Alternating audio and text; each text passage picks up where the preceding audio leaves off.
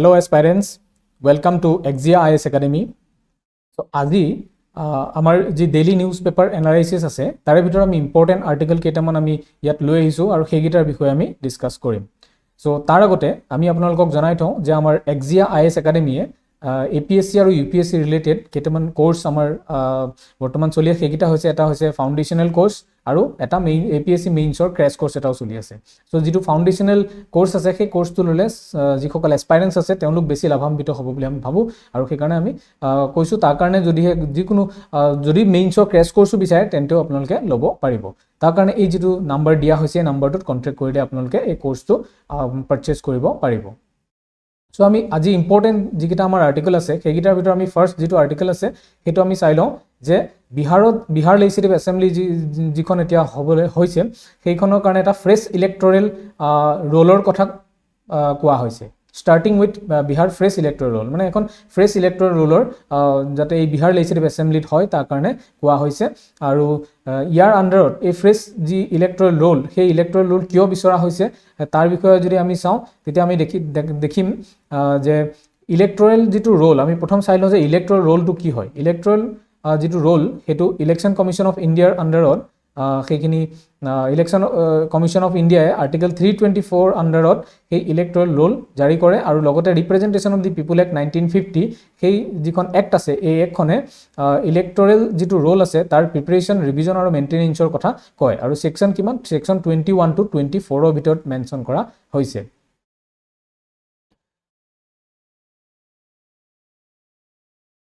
So আৰু যদি আমি চাওঁ নেক্সট আমি যদি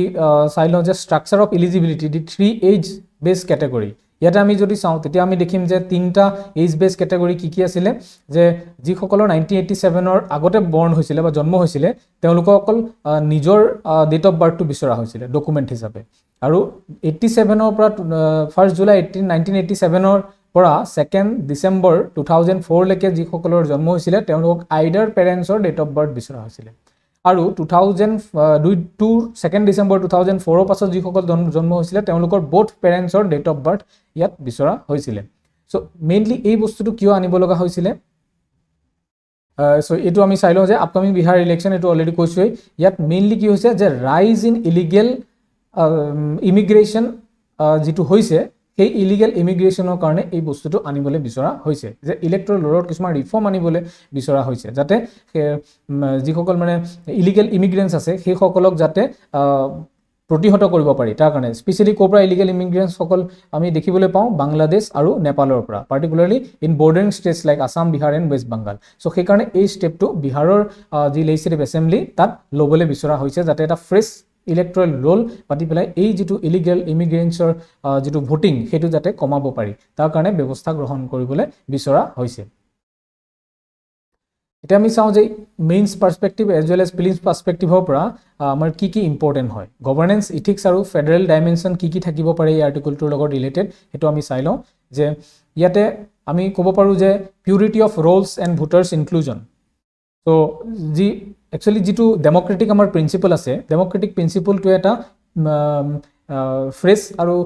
ফ্ৰী এণ্ড ফেয়াৰ ইলেকশনৰ কথা কোৱা হয় আৰু সেই ফ্ৰী এণ্ড ফেয়াৰ ইলেকশনটো তেতিয়াহে সম্ভৱ হ'ব যেতিয়া আমি এনে ধৰণৰ যিসকল ডকুমেন্টস সেই ডকুমেন্টস বিলাক যেতিয়া আমাৰ ক্লেৰিফাই হ'ব তেতিয়াহে আমাৰ এই ফ্ৰী এণ্ড ফেয়াৰ ইলেকশনটো পসিবল হয়। দেন নেক্সট আৰ্টিকেলটো আমি চাই লওঁ নেক্সট আৰ্টিকেলটো আজি যেটো ইম্পৰ্টেন্ট ডেট আছে আমাৰ 25 জুন সেই 25 জুনৰ ওপৰতে নেক্সট আৰ্টিকেলটো আছে আৰু এই যেটো 25 জুন আজিৰ ডেট এই ডেটতে 1975ত ইন্দিৰা গান্ধীৰ সময়ত আমাৰ ইণ্ডিয়াত নেশনাল ইমাৰ্জেন্সি ডিক্লেয়াৰ কৰা হৈছিল। সো সেই নেশনাল ইমাৰ্জেন্সি ওপৰতে এই আৰ্টিকেলটো লিখা হৈছে আৰু সেই আৰ্টিকেলটোত কি বুলি মেনশন কৰা হৈছে দুৰ্গা ডিক্টেটৰ আৰু democrat how 3 veins ran parallel in Indira মানে এই সময়ত যেহেতু প্ৰাইম মিনিষ্টাৰ আছিল ইন্দিৰা গান্ধী সো ইন্দিৰা গান্ধীক ইয়াত এই আৰ্টিকেলটো ডেজিগনেট কৰা হৈছে দুৰ্গা ডিক্টেটৰ আৰু ডেমোক্ৰেট। সো এই দুৰ্গা যেটো নাম এই দুৰ্গা নামটো আমাৰ অটল বিহাৰী বাজপেয়ীয়ে ইন্দিৰা গান্ধীক প্ৰভাইড কৰিছিল ইন্দিৰা গান্ধীক তেওঁ দুৰ্গা হিচাপে ডেজিগনেট কৰিছিল আৰু ডিক্টেটৰ তেওঁ আমি এই তেওঁৰ যেটো ডিক্টেটৰিয়েল নেচাৰ হেতু আমি দেখিবলৈ পাওঁ দুৰ্গাৰ যিটো নেচাৰ আছিলে সেইটো আমি দেখিবলৈ পাওঁ যিবিলাক তেওঁ ছ'চিয়েলিষ্ট পলিচি লৈছিলে সেই পলিচিবিলাকৰ পৰা তেওঁ আমি দেখিছোঁ যে তেওঁ জনতাৰ হকে কিমানখিনি ভাল কাম কৰিবলৈও চেষ্টা কৰিছিলে চ' সেইকাৰণে তেওঁক দুৰ্গা বুলি ডেজিগনেট কৰিছিলে আৰু ডিক্টেটৰশ্বিপটো কেনেধৰণৰ আছিলে ডিক্টেটৰশ্বিপটোৱে এই যিটো আমাৰ ইমাৰ্জেঞ্চি প্ৰভিজন আছিলে ইমাৰ্জেঞ্চি ইনচিডেণ্ট যিটো আছিলে 25 জুন 1975 সেইটোৱে ইন্দিৰা গান্ধীৰ ডিক্টেটৰশ্বিপ নেচাৰটোৰ বিষয়ে কয় চ' তেওঁ যি ডিক্টেটৰশ্বিপ নেচাৰ সেইটো প্ৰকাশ পাইছিলে এই ইমাৰ্জেঞ্চি প্ৰভিজনটোতে বা ইমাৰ্জেঞ্চি যিটো ডিক্লেয়াৰ কৰিছিলে সেইটোতে প্ৰকাশ পাইছিলে আৰু ডেমক্ৰেটিক মানে তেওঁ ইমাৰ্জেঞ্চি 75ৰ পৰা 77লৈকে আছিলে চ' 77ৰ ইমাৰ্জেঞ্চি হৈ যোৱাৰ পাছত তেওঁ আকৌ এটা ফ্ৰেছ ইলেকশ্যনৰ কাৰণে তেওঁ অনুমতি দিছিলে তো তেনেধৰণে সেই নেচাৰটোৰ পৰাও আমি গম পাওঁ যে তেওঁ ডেমক্ৰেটিক এটা বা সেই ইনচিডেণ্টটোৰ পৰা আমি গম পাওঁ যে তেওঁ এটা ডেমক্ৰেটিক নেচাৰো আছিল চ' সেইকাৰণে কোৱা হৈছে যে ইন্দিৰা গান্ধীৰ এই তিনিওটা নেচাৰে আমি দেখিবলৈ পাওঁ কেনেধৰণে এটা চেঞ্জেছ অফ নেচাৰ আহিছে সেই বস্তুটো আমি ইয়াত মেনশ্যন কৰা হৈছে চ' সেই সময়ত যিহেতু আজি দিনটো 25 জুন চ' ইমাৰ্জেঞ্চি ডিক্লেয়াৰ কৰা হৈছিলে 1975ত by the Indira Gandhi government so' সেইকাৰণে আমি অলপ হিষ্টৰিকেল ইভলিউশ্যনটো চাই লওঁ ইয়াৰ লগত ৰিলেটেড কি থাকিব পাৰে চ' অলপমান কি ইভেণ্টছবিলাক চাওঁ আমি 1959ত ইন্দিৰা গান্ধীৰ যিটো ডিক্টেটৰিয়েলশ্বিপ নেচাৰ আছিলে সেইটো আমি কেনেকৈ গম পাম 1959ত যিহেতু সেই সময়ত অল অভাৰ দি ইণ্ডিয়া কংগ্ৰেছৰ চৰকাৰ আছিলে তথাপি একমাত্ৰ ষ্টেট আছিলে সেইখন হৈছে কেৰেলা য'ত কমিউনিষ্টৰ গভৰ্ণমেণ্ট আছিলে চ' ইন্দিৰা গান্ধীৰ ইনফ্লুৱেঞ্চতে সেই যিখন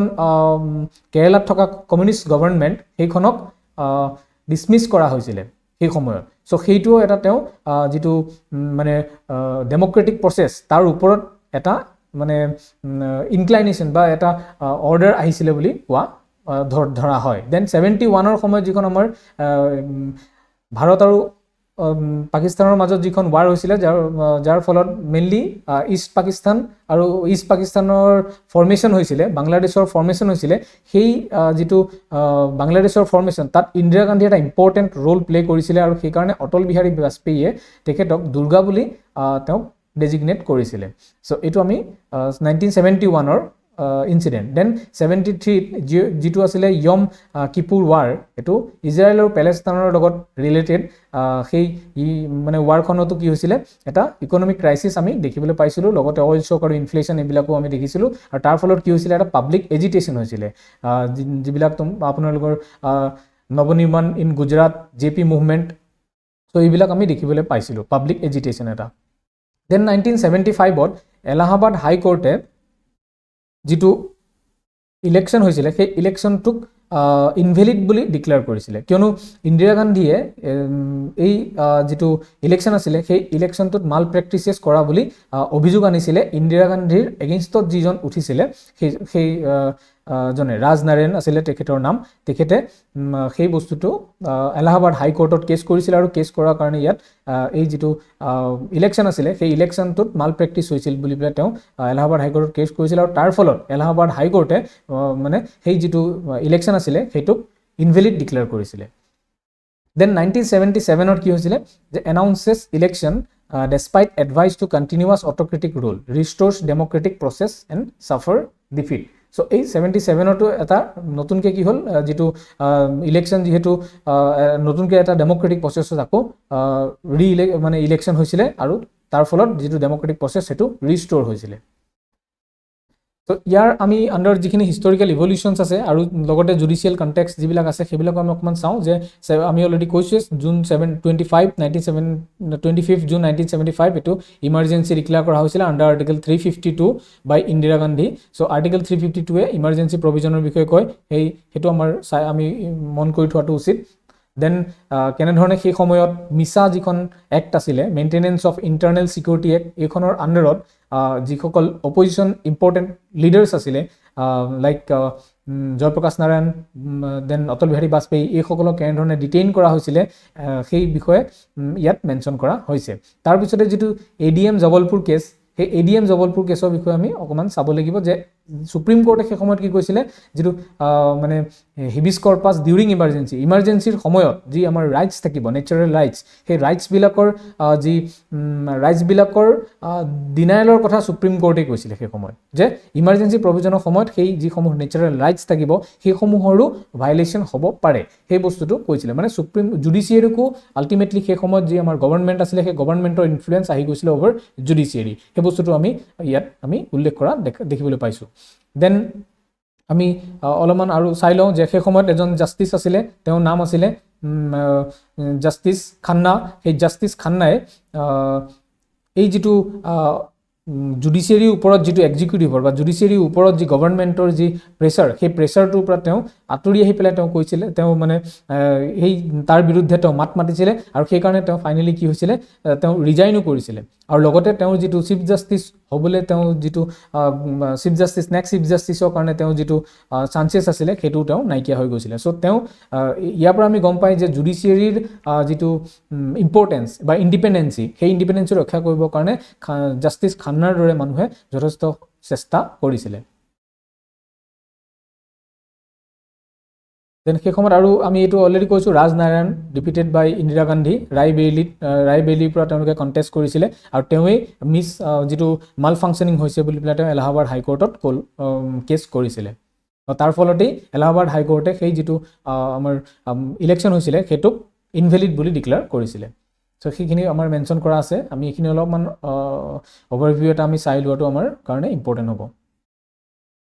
দেন আমি এইখিনি এটা ইম্পৰ্টেন্ট ইভেন্টস আৰু ডেটস অলপমান চাই লওঁ ইয়াত যে ইমাৰ্জেন্সি আমাৰ 25 জুন 1975 ডিক্লেয়াৰ হৈছে দেন এই সময়ছোৱাত 75 এই সময়ছোৱাত মোৰাৰজী দেশাই তেওঁ বয়স আছিল 81 তেওঁক ডিটেইন কৰা হৈছিল মানে ঘৰৰ পৰাই তাৰ পিছত লাহেৰে আকৌ 1977ত কিদৰ জনতা পাৰ্টি গভৰ্ণমেণ্ট আহিছিলে কোয়ালিশন গভৰ্ণমেণ্ট এখন ফৰ্ম হৈছিলে যাৰ যিখনৰ প্ৰাইম মিনিষ্টাৰ বা হেড কৰিছিলে মোৰাৰজী দেশাই আৰু তাৰ ফলত মোৰাৰজী দেশাই প্ৰাইম মিনিষ্টাৰ হৈছিলে 1977ত দেন ইয়াৰ উপৰিও আমি আৰু অলপমান যদি চাওঁ তেতিয়া আমি দেখিম যে ৰাজনাৰায়ণৰ পলিটিক্যাল মাইলস্টোন কি আছিল তেওঁ এইখিনি অলপমান আমি ইম্পৰ্টেন্ট তেওঁৰ লগত ৰিলেটেড কিছুমান ইভেন্টস আমি ইয়াত মনত ৰখা উচিত অলপমান বহুত বিশেষ যদি প্ৰয়োজন নহয় তথাপিও আমি অলপমান ইয়াত চাই থোৱাটো প্ৰয়োজন দেন পলিটিক্যাল এণ্ড থিওৰিটিক্যাল ফ্ৰেমৱৰ্ক ইয়াতে কি আছে আমাৰ এইখিনি অকমান আমি চাব লাগে পলিটিক্যাল এণ্ড থিওৰিটিক্যাল ফ্ৰেমৱৰ্কৰ ভিতৰত দেন আৰু আমাৰ ইম্পৰ্টেন্ট হৈ গল যে কোয়ালিশন থিওৰি যেটো আছিল সেই কোয়ালিশন থিওৰিৰ ওপৰত আমি অকমান চাই লোৱাটো ইম্পৰ্টেন্ট দেন কোয়ালিশন যি গভৰ্ণমেণ্ট আছিল সেই কোয়ালিশন গভৰ্ণমেণ্টখন একচুয়ালি সেই সময়তে স্টাৰ্ট হৈছে আফটাৰ দি ইমাৰ্জেন্সি সো সেই কোয়ালিশন গভৰ্ণমেণ্টটো স্টাৰ্ট হৈছিল যদিও পিছৰ সময়ছোৱাত আকৌ দুটা দলৰ মাজত সংঘাত হৈ পেলাই সেই কোয়ালিশন গভৰ্ণমেণ্টখন ব্ৰেক হৈছিলে সো আমি ক'ব পাৰো যে কোয়ালিশন যিখন গভৰ্ণমেণ্ট আছে সেইখন মেজৰিটিক লৈ পেলাই যথেষ্ট সেনসিটিভ হয় আৰু সেই কাৰণে বহুত দিন থকাৰ সম্ভাৱনাটো নাথাকে Then constitutional theory ভিতৰত theory foundation ইয়াত আমি যদি চাওঁ constitutional কি আৰ্টিকেল আছে then interpretation by majority কি আছে জাস্টিস খান্নাৰ ভিউ কি আছিল তাক লৈ পেলাই হেতু আমি যদি অলপমান চাওঁ আৰ্টিকেল 21 যি আছিল যি আমাক right to life and personal লিবাৰ্টিৰ কথা কয় হেতু আছিল যে মেজৰিটিয়ে ইন্টাৰপ্ৰেট কৰিছিলে সাসপেন্ড হ'ব লাগে ডিউৰিং ইমাৰ্জেন্সি কিন্তু জাস্টিস খান্নাই কৈছিলে যে হেতু নেচাৰেল ৰাইট হয় যেহেতু গতিকে হেতু আমাৰ কেতিয়াও ভায়োলেট হ'ব নালাগে লাগিলে ইমাৰ্জেন্সি ডিক্লেয়াৰ হৈ থাকক তথাপি আমাৰ সেই যি ৰাইটস আছে আৰ্টিকেল 21 এ যেটো আমাক লাইফ এণ্ড পাৰ্সোনালিটি লিবাৰ্টি দিয়ে সেই ৰাইটসটো আমাৰ কেতিয়াও হনন হ'ব নালাগে তাৰপিছত আৰ্টিকেল 359 যেটো suspension of rights during emergency সময়ত যেটো সাসপেনশনৰ কথা কয় আৰ্টিকেল 359 এ কয় হেতু বিষয় আমি চাব লাগিব দেন বেসিক স্ট্ৰাকচাৰ ডক্ট্ৰিন এটো আমি চাওঁ basic structure Kesavananda Bharati case 1973 এটো আমাৰ ইম্পৰ্টেন্ট এটা ডক্ট্ৰিন আছিলে যাৰ থ্ৰুদি যেটো কনস্টিটিউচনৰ যি বেসিক স্ট্ৰাকচাৰ সেই বেসিক স্ট্ৰাকচাৰৰ কেতিয়াও ভায়োলেশন হ'ব নোৱাৰিব বুলি ডিক্লেয়াৰ কৰা হৈছিল যদিও আমি পিছৰ সময়ছোৱাত আমি 75ত আমি দেখিছো যে ইয়াৰো বহুত খালখলনি কৰা হৈছিল বাই 42nd কনস্টিটিউচনেল এমেন্ডমেন্ট এক্ট তাৰপিছত ইথিকেল এণ্ড গান্ধীয়ান ডাইমেনশন কি আছে ইয়াত ইথিকেল আৰু গান্ধীয়ান ডাইমেনশন বিলাক হৈছে যে অহিংসা তপস্যা সত্যাগ্ৰহ ডিটেচমেন্ট দেন সেফ ৰিফ্লেকশন ওভাৰ ভেনগেন্স মানে ইয়াত যি মোৰাৰজী দেশাই আছিলে সেই মোৰাৰজী দেশাইৰ কি তেওঁৰ ইথিকেল আৰু গান্ধীয়ান যি ডাইমেনশ্যনছ আছিলে সেইবিলাকৰ বিষয়ে আমাক কোৱা হৈছে যে তেওঁ নো পাৰ্চনেল এনিমোচিটি মানে তেওঁ মোৰাৰজী দেশাই কেতিয়াও ইন্দিৰা গান্ধীৰ প্ৰতি কোনো ধৰণৰ পাৰ্চনেল এনিমোচিটি তেওঁ ৰখা নাছিলে চ' ইয়াৰ পৰা তেওঁ যিটো গান্ধীয়ান প্ৰিন্সিপলৰ যিটো অহিংসা নীতি সেই অহিংসা নীতি ইয়াত ৰিফ্লেক্ট হয় অহিংসা নীতিটো ৰিফ্লেক্ট হয় দেন তেওঁ এইটো আমি মিল্ক এণ্ড ফ্ৰুট খাই তেওঁ কটাইছিলে নো কুক ফুড খোৱা নাছিলে গীতা পঢ়িছিলে দেন স্পিনিং হুইলছ এইবিলাকৰ জৰিয়তে তেওঁ যিটো তপস্যা বা অষ্টেৰিটি সেইটো তেওঁ মেইনটেইন কৰি ৰাখিছিলে দেন সত্যাগ্ৰহ অথবা ডিটেচমেণ্ট এইটো আমি অলৰেডি কৈছোঁ দেন আৰু নেক্সট সেল্ফ ৰিফ্লেকশ্যনৰ বিষয়ে তেওঁ কৈছিলে স্পিৰিচুৱেল সেল্ফ এক্সামিনেশ্যনৰ তেওঁ কথা ইয়াত কৈছিলে বা তেওঁ সেই যিখিনি আছিলে এইখিনি পালন কৰি চলিছিলে সেই সময়ছোৱাটো দেন আমি এইটো চাওঁ comparative constitutionalism and rule of law এইটো জাষ্টিছ খান্না আৰু মোৰাৰজী দেশাই কি আছিলে জাষ্টিছ খান্নাই ৰাইট টু লাইফ যি আছিলে সেইটোক ডিফেণ্ড কৰিছিলে ইমাৰ্জেঞ্চি সময়তো আৰু মোৰাৰজী দেশাই আছিল যে ডিগনিটি আৰু যিটো ডিটেনশ্যন আছে ডিগনিটি ইন ডিটেনশ্যন সেইটোক তেওঁ ডেমনষ্ট্ৰেট কৰিছিলে দেন জাষ্টিছ খান্নাৰ যিটো ৰুল অফ ল সেইটো ডাইচিৰ যিটো ৰুল অফ ল আছিলে সেইটোৰ ওপৰত তেওঁ বেছি ফ'কাছ কৰিছিলে তেনেদৰে মোৰাৰজী দেশাই মৰেল লটোৰ ওপৰত মহাত্মা গান্ধীৰ যি মৰেল ল সেই মৰেল আমি অলৰেডি যিখিনি ডিছকাছ কৰিছোঁ অহিংসা এইখিনি তপস্যা এইখিনিৰ ওপৰত তেওঁ মানে বেছি ফ'কাছ কৰিছিলে ট্ৰুথ এণ্ড নন ভাইলেঞ্চৰ ওপৰত দেন লিগেল কনচায়েন্সৰ কথা তেওঁ কৈছিলে জাষ্টিছ খান্নাই ইমাৰ্জেঞ্চিৰ সময়ত আৰু তেওঁ ইথিকেল কনচায়েন্সৰ কথা কৈছিলে Morarji Desai then theoretical and philosophical dimension theoretical আৰু ফিলচফিকেল ডাইমেনশ্যন আমি চাওঁ যে natural rights theory rule of law ethics of civil courage এই যিসমূহ আছে এইখিনি আমাৰ মেইনছ পাৰ্চপেক্টিভৰ পৰা ইম্পৰ্টেণ্ট হয় যে খান্নাৰ যি জাষ্টিছ খান্নাই সেই সময়ৰ জাষ্টিছ খান্নাৰ যি লিগেচি আছিলে সেইখিনি কিহৰ লগত লিংক হৈ আছিলে আমি সেই বস্তুটো অকণমান চাব লাগিব ইয়াতে যে ইনহেৰেণ্ট হওক বা legal equality then conscience over career তেওঁ কনচায়েন্স অভাৰ কেৰিয়াৰটো আমি অলৰেডি কৈছোঁ যে তেওঁ যিটো তেওঁৰ কনচায়েন্স অন্তৰাত্মা সেই অন্তৰাত্মাৰ যি তেওঁৰ কথা সেই কথাটোত কেৰিয়াৰতকৈ তেওঁ অন্তৰাত্মাৰ যি ধাৰণা সেইটোৰ ওপৰত তেওঁ বেছি গুৰুত্ব দিছিলে সেইকাৰণে তেওঁ নেক্সট যিটো তেওঁ চিফ জাষ্টিছ হ'বলৈ গৈ আছিলে সেই চিফ জাষ্টিছ হোৱাৰ যিটো পদবী সেইটো তেওঁ ত্যাগ কৰিছিলে আৰু তাৰ মেজৰিটিয়ে যিটো বিচাৰিছিলে তাৰ পৰা তেওঁ ওলাই আহি পেলাই জুডিচিয়াৰী যিটো ইণ্ডিপেণ্ডেঞ্চ সেইটো ৰক্ষা কৰাৰ কাৰণে তেওঁ চেষ্টা কৰিছিলে দেন আমি খান্নাৰ কি মেটাৰ মানে আজিৰ দিনত এই জাষ্টিছ খান্নাৰ যি লিগেচি বা তেওঁৰ যি অপিনিয়ন সেইখিনি কিয় ইম্পৰ্টেণ্ট সেইখিনি আমাৰ ইয়াত দিয়া হৈছে অলপমান আমি এইখিনি অভাৰভিউ এটা ল'ব লাগিব তাৰপিছত এইটো আমি অলৰেডি মেনশ্যন কৰিছিলোঁ EDM জবলপুৰ কেছ এইটো কি আছিলে ইয়াত কি লিগেল চামাৰি থাকিব পাৰে সেইখিনি আমি অলৰেডি চাইছোঁ যে ইয়াত কেনেধৰণে মেনশ্যন কৰা হৈছিলে যে আৰ্টিকল 21ৰ ভাইলেশ্যনৰ কথা কোৱা হৈছিলে তাৰপিছতে দেন সেই আৰ্টিকল 21ৰ যি ইমাৰ্জেঞ্চি সময়ত আৰ্টিকল 21ৰ যে ভাইলেশ্যন হ'ব নালাগে সেই বস্তুটো জাষ্টিছ খান্নাই কৈছিলে দেন NCERT বেছত কি থাকিব পাৰে এইখিনি আমি চাব লাগিব democracy versus authoritarianism and separation of power popular sovereignty electoral malpractice এইবিলাক কেনেধৰণে আমাৰ আছিলে সেইখিনি আমি অলপমান ইয়াৰ পৰা চাব লাগিব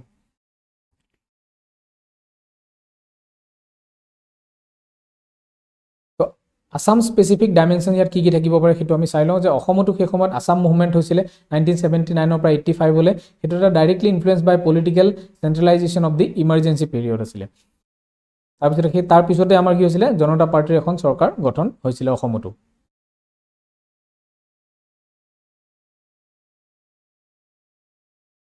তাৰপিছত আমি নেক্সট আৰ্টিকলটো চাওঁ যে when we remember 1975 এইটো আমি অলৰেডি আমি এইটো ডিছকাছ কৰিছোৱেই যে যিসমূহ আমাৰ institutional critics legal dimensions rule of judiciary কি আছিলে ইমাৰ্জেঞ্চি সময়ত judiciary then UAPA and sedition law এই যিসমূহ ল মানে UAPA বা NSA বা ছেডিশ্যন যিবিলাক আছে এইসমূহৰ থ্ৰুৱেদি এটা বৰ্তমান কেনেধৰণে যি ইমাৰ্জেঞ্চি নহ'লেও এই যিসমূহ এক্ট UAPA বা NSA বা ছেডিশ্যন এই এক্টসমূহৰ জৰিয়তে কি ধৰণে বৰ্তমান যি আমাৰ ফ্ৰীডম অফ প্ৰেছ হওক বা জনতাৰ যি ভইচ সেই ভইচটো কেনেধৰণে ডমিনেট কৰা হৈছে সেইসমূহৰ উদাহৰণ আমি দেখিবলৈ পাই আছোঁ আৰু সুপ্ৰিম কোৰ্টৰ ৰুল ইয়াত কেনেধৰণে হোৱা উচিত সেইখিনি বিষয়ে ইয়াত কোৱা হৈছে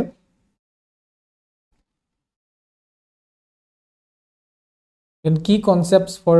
exam integration পৰা আমাৰ কি কনসেপ্ট মানে ইম্পৰ্টেন্ট হয় সেইটো আমি চাব লাগিব কনস্টিটিউচনেল মৰেলিটিৰ কথাটো আমি অলপ চাব লাগিব then rule of law democratic backsliding then public memory versus political appropriation, role of media and judiciary, এইটো আমাৰ ইম্পৰ্টেণ্ট হয়, এইটো আমাৰ কেছ এছেঞ্চিয়েল এটা কেছ ষ্টাডি হ'ব পাৰে UPSC বা APSCৰ কাৰণে, role of media and judiciary. So' সেইটো আমি APSCৰ পাৰ্চপেক্টিভৰ পৰা আমি ইয়াত ৰোল অফ মিডিয়াটো আমাৰ বহুত ইম্পৰ্টেণ্ট হয়। দেন নেক্সট আৰ্টিকলটো আমি চাওঁ, হিয়াৰ ৱাজ দি কাৰেঞ্চি। এইটো আমি অলপমান চাই লওঁ যে এগেইন 1975ৰ যি ইমাৰ্জেঞ্চি আছিলে সেই তাৰ ওপৰতে ভিত্তি কৰি আৰ্টিকলটো লিখা হৈছে। চ' ইয়াত কি কি কোৱা হৈছে আমি চাই লওঁ যে কনষ্টিটিউশ্যনেল যিবিলাক বা ইনষ্টিটিউশ্যনেল যিবিলাক ডাইমেনশ্যনছ আছিলে তাৰ বিষয়ে কোৱা হৈছে ইয়াত। দেন 352 আৰ্টিকুলৰ আণ্ডাৰত যি আমাৰ ইমাৰ্জেঞ্চি প্ৰভিজন ডিক্লেয়াৰ কৰা হৈছিলে সেইটোৰ বিষয়ে কোৱা হৈছে যে ইণ্টাৰনেল ডিষ্টাৰবেঞ্চৰ যি ইণ্টাৰনেল ডিষ্টাৰবেঞ্চৰ গণনা লৈ পেলাই যি ইমাৰ্জেঞ্চি ডিক্লেয়াৰ কৰা হৈছিলে তাৰ বিষয়ে এই আৰ্টিকলটোত মেনশ্যন কৰা হৈছে। তাৰ যিখিনি ইণ্টেলেকচুৱেল বা পলিটিকেল ফিলচফি থাকিব পাৰে সেইসমূহৰ বিষয়ে ইয়াত মেনশ্যন কৰা হৈছে। ত' ইয়াতে আমি যদি এনালাইটিকেল ইনচাইটছটো চাওঁ তেতিয়াহ'লে ইন্দিৰা গান্ধীৰ যিখিনি কি মিষ্টেকছ আছিলে সেই বিষয়ে ইয়াত কোৱা হৈছে যে misjudge a disorganise opposition as no' threat, over relied on constitutional legality and Machiavellian power strategies. এইখিনি বিষয়ে আমাৰ অলপ কোৱা হৈছে, আমি অকণমান চাই থোৱাটো প্ৰয়োজন। দেন ডেমক্ৰেচিজ আৰ্লি ৱাৰ্ণিং ছিষ্টেম, এইটো আমাক কি কৈছে যে ডেমক্ৰেচিৰ যিটো আৰ্লি ৱাৰ্ণিং ছিষ্টেম তাৰ বিষয়ে কোৱা হৈছে।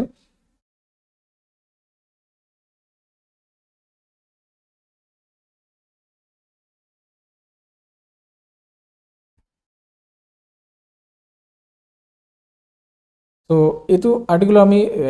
এগেইন ছেম আৰ্টিকুলৰ বিষয়ে কোৱা হৈছে emergency dark chapter in Indian democracy. তাতে আমাৰ ডেটটো আমাৰ কোৱা হৈছে, দেন কিমান সময়ৰ কাৰণে 21 মাহৰ কাৰণে আমাক এই যিটো ইমাৰ্জেঞ্চি সেইটো লগোৱা হৈছিলে। তাতে কি হৈছিলে যিসমূহ ফাণ্ডামেণ্টেল ৰাইটছ আছিলে বা প্ৰেছ চেঞ্চৰশ্বিপ আছিলে বা আৰ্বিট্ৰেৰী এৰেষ্ট সেইবিলাক কৰা হৈছিলে। ফাণ্ডামেণ্টেল ৰাইটছৰ হনন হৈছিলে, যিটো ৰোল অফ মিডিয়াক মানে ইয়াত বা প্ৰেছক ইয়াত চেঞ্চৰশ্বিপ অনা হৈছিলে, আৰু যিসমূহ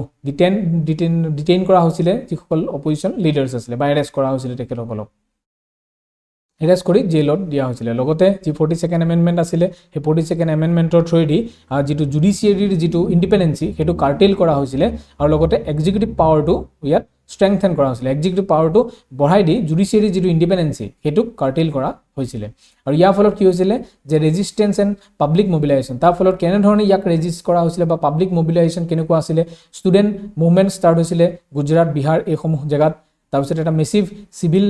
ছ'চাইটি অপজিশ্যন হৈছিলে, এটা ইউনিয়ন ষ্টুডেণ্টছ আৰু পলিটিকেল পাৰ্টিজবিলাকে ইয়াৰ আণ্ডাৰত এটা মেচিভ প্ৰটেষ্ট তেওঁলোকে কৰা দেখিবলৈ পাইছিলোঁ। আৰু লগতে যি জয়প্ৰকাশ নাৰায়ণ আছিলে সেই জয়প্ৰকাশ নাৰায়ণৰ নেতৃত্বত এটা ডাঙৰ প্ৰটেষ্ট আমি দেখিবলৈ পাইছিলোঁ। আৰু journalist like LK Advani recall being told crawl when আক্স to bend. So' LK Advani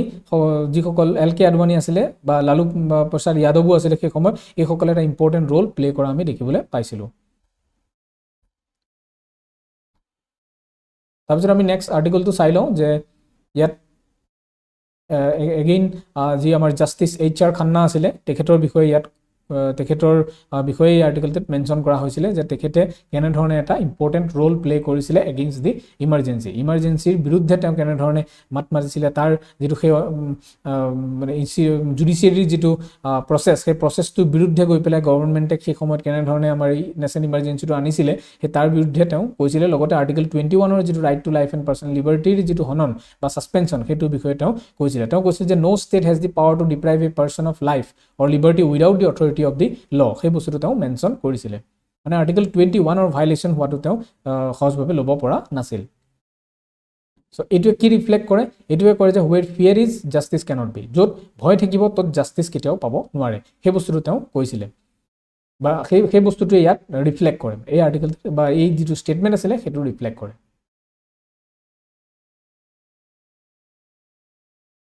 চ' জয়প্ৰকাশ নাৰায়ণৰ ভূমিকা কেনেধৰণৰ আছিলে সেইটো বিষয়ে ইয়াত মেনশ্যন কৰা হৈছে যে তেওঁ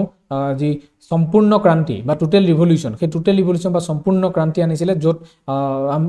ক্ৰান্তি আৰম্ভ কৰিছিলে, য'ত বিশেষকৈ বিহাৰ গুজৰাট এইসমূহ জেগাৰ যিসকল ষ্টুডেণ্টছ আছিলে বা ইউথছ আছিলে তেওঁলোকে ইয়াত ইনভলভ হৈছিলে। লগতে লালু প্ৰসাদ যাদৱ, নীতিশ কুমাৰ এইসকলেও এটা ইম্পৰ্টেণ্ট ভূমিকা ইয়াত পালন কৰিছিলে। আৰু জয়প্ৰকাশ নাৰায়ণে গান্ধী মৈদান যিখন আছিলে সেই গান্ধী মৈদানত তেওঁ এটা ক্ৰাউড মানে মবিলাইজ কৰিছিলে কিহৰ কাৰণে একাউণ্টেবিলিটি আৰু ট্ৰান্সপাৰেঞ্চি মেইনটেইন কৰি ৰাখিবৰ কাৰণে দেন ৰাজনাৰায়ণৰ কথাও আমি অলৰেডি ডিছকাছ কৰিছোঁৱে যে তেখেতে কেনেধৰণে যিটো ইন্দিৰা গান্ধীৰ যি ইন্দিৰা গান্ধীৰ সময়ত যিটো ইলেকশ্যন প্ৰচেছ হৈছিলে সেই প্ৰচেছটো কেনেধৰণে গভৰ্ণমেণ্টৰ মাল ফাংচনিং হৈছে বুলি তেওঁ কৈছিলে বা মানে এই গোটেই সম্পূৰ্ণ ইলেকশ্যন প্ৰচেছটোত মাল ফাংচনৰ কথা তেওঁ কৈছিলে আৰু সেইকাৰণে তেওঁ যি এলাহাবাদ হাইকোৰ্ট আছিলে তাত তেওঁ কেছ কৰি পেলাই সেই কেছ কৰিছিলে আৰু এলাহাবাদ হাইকোৰ্টে সেই তেওঁ কৰা কেছটোৰ ওপৰতে তেওঁ সেই যি ইলেকশ্যন হৈছিলে সেইটোক ইনভেলিড ডিক্লেয়াৰ কৰিছিলে আৰু সেইখিনি আমি অলৰেডি ওপৰত আমি ডিছকাছ কৰিছোঁৱেই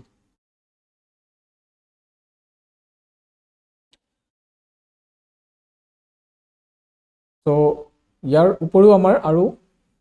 ইম্পৰ্টেণ্ট আৰ্টিকেল কেইটামান আমি চাওঁ যে ইয়াৰ যিখিনি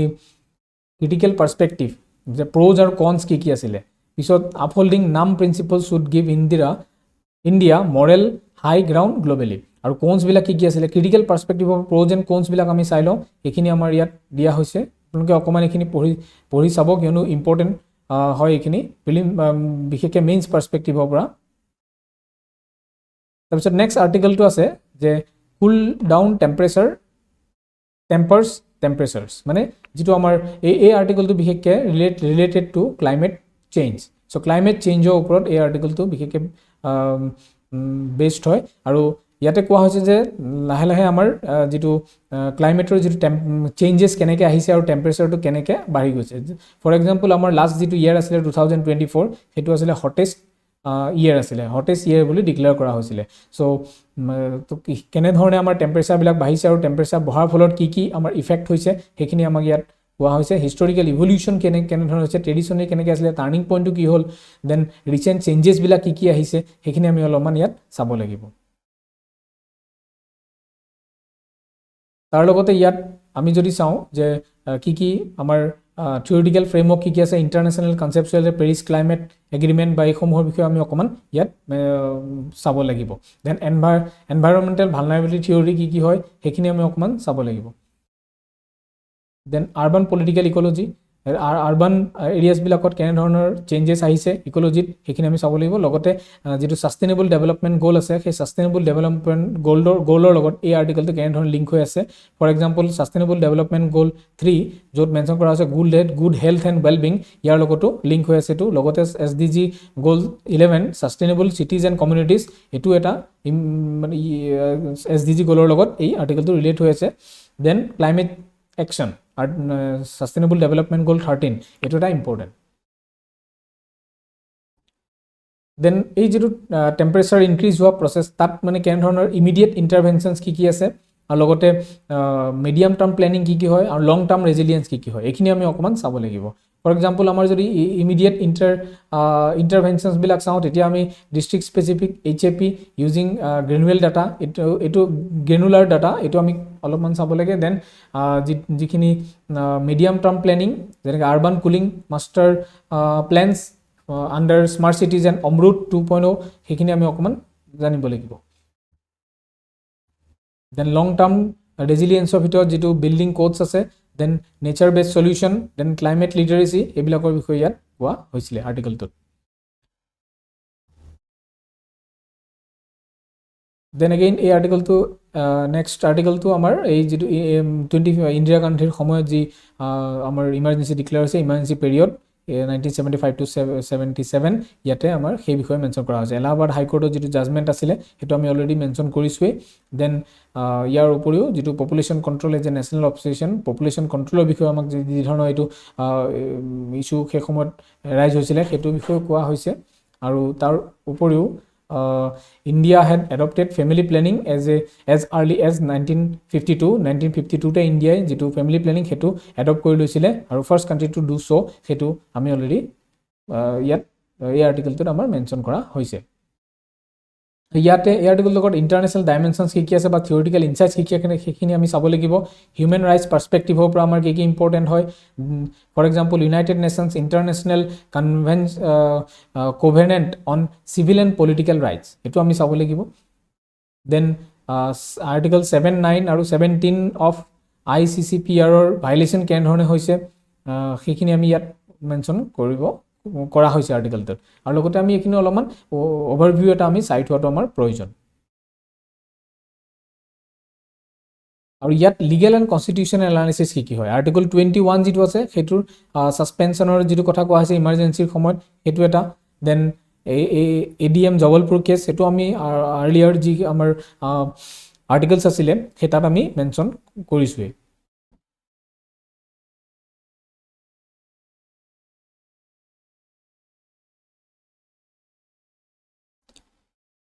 দেন ইয়াতে আমি চাওঁ যে historical evolution the seeds of crisis then ইয়াত কি আছে প্ৰি ইমাৰ্জেঞ্চি জুডিচিয়েল এছাৰ্টিভনেছ এতিয়া আমি ইয়াতে দিয়া হৈছে যে Golaknath versus state of Punjab then Kesavananda Bharati versus state of Kerala মানে এনেধৰণৰ যিসমূহ কেছেছ আছিলে গোলকনাথ কেছে হওক বা কেশৱানন্দ ভাৰতী কেছে হওক এইসমূহত বিশেষকৈ সেই সময়ত কি হৈছিলে কনষ্টিটিউচনেল সুপ্ৰিমেচিৰ কথা কোৱা হৈছিলে অভাৰ পলিটিকেল মেজৰিটি কিন্তু তাৰ এইবিলাক হৈ যোৱা এইকেইটা কেছেছৰ পিছতো যে ইন্দিৰা গান্ধীৰ সময়ত 1975ত কেনেকৈ ইয়াক অভাৰৰুল কৰি পেলাই আমাৰ যি জুডিচিয়াৰী ডেম'ক্ৰেটিক ছিষ্টেম আছিলে সেই ডেম'ক্ৰেটিক ছিষ্টেমটোত কেনেধৰণে ইম্পেক্ট পেলাইছিলে বা যি কনষ্টিটিউচনেল সুপ্ৰিমেচি আছিলে তাক কেনেদৰে প্ৰতিহত কৰা হৈছিলে সেই বিষয়ে ইয়াত কোৱা হৈছে ইয়াৰ উপৰি আমাৰ এইটো মেনশ্যন কৰা হৈছে যে সেই সময়ত যিজন জাষ্টিছ আছিলে চিফ জাষ্টিছ AN ৰে সেই AN ৰেৰ যিটো ৰোল সেই ৰোলৰ ওপৰতো কুৱেশ্যন আহি পৰিছিলে যে তেওঁ গভৰ্ণমেণ্টৰ ফেভাৰত কাম কৰিছে নেকি এনেধৰণৰ এটা ইছ্যু সেই সময়ত ক্ৰিয়েট হোৱা আমি দেখিবলৈ পাইছিলোঁ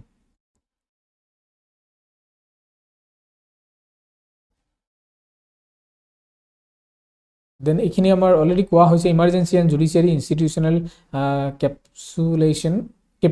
কেপিটুলেশ্যনছ চৰি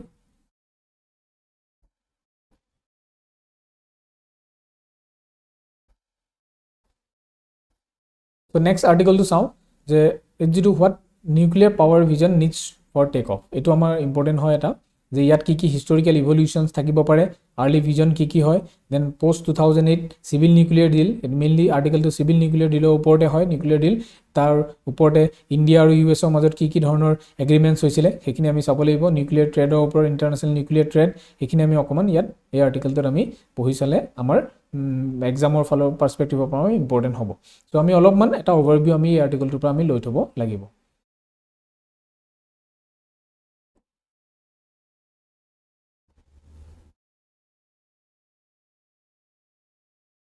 দেন নেক্সট আমি চাওঁ যে যিটো আৰ্টিকেল ইয়াত মেনশ্যন কৰা হৈছে এইটো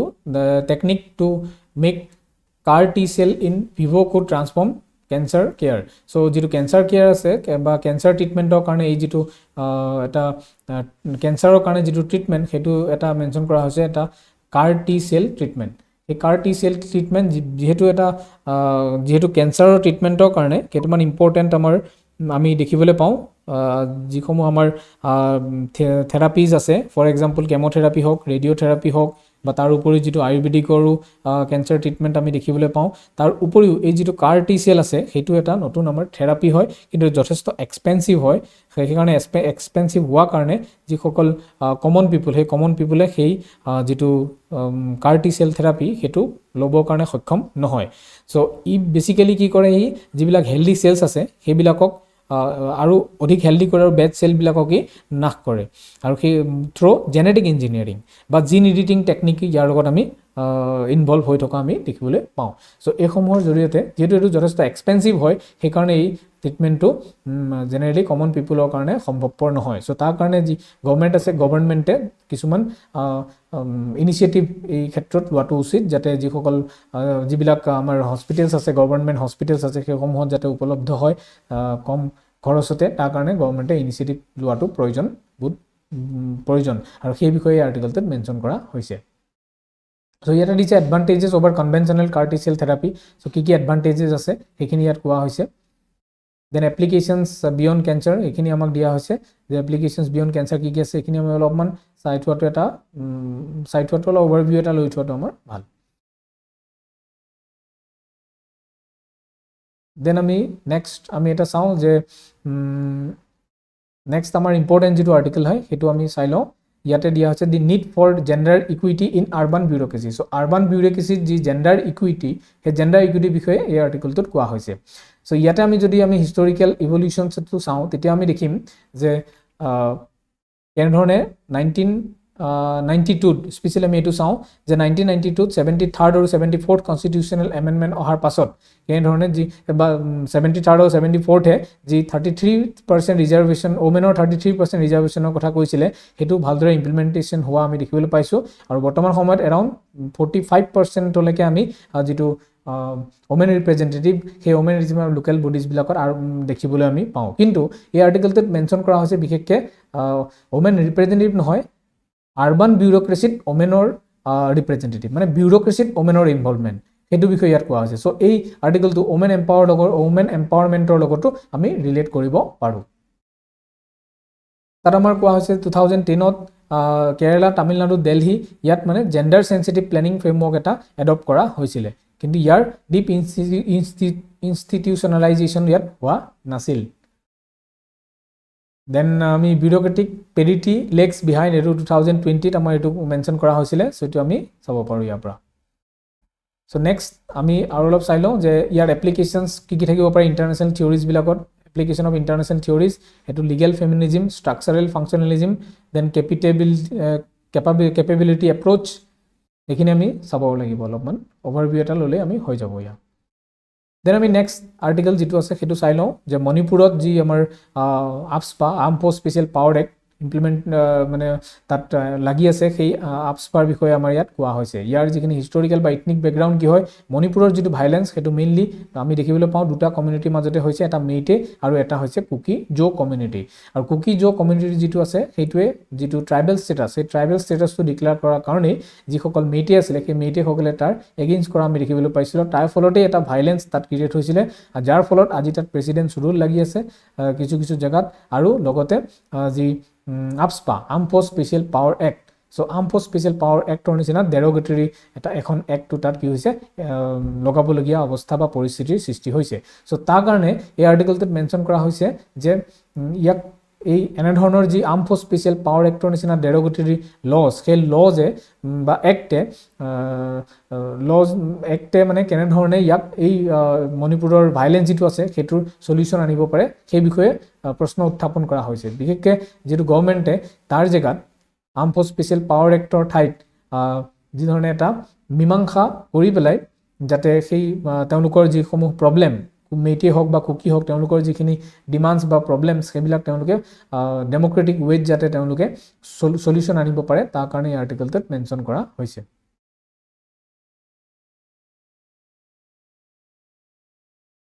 ত' আজি যিটো নিউজ এনালাইচিছ আছে চ' এইটোৱে আমাৰ লাষ্ট আৰ্টিকল আছিলে চ' আমি নেক্সট যিটো নিউজ এনালাইচিছ আহিব কাইলৈ সেইটো আমি আকৌ আপোনালোকৰ আগলৈ লৈ আহিম চ' আজি আমি যিটো এনালাইচিছ সেইটো ইয়াতে শেষ কৰিছোঁ থেংক ইউ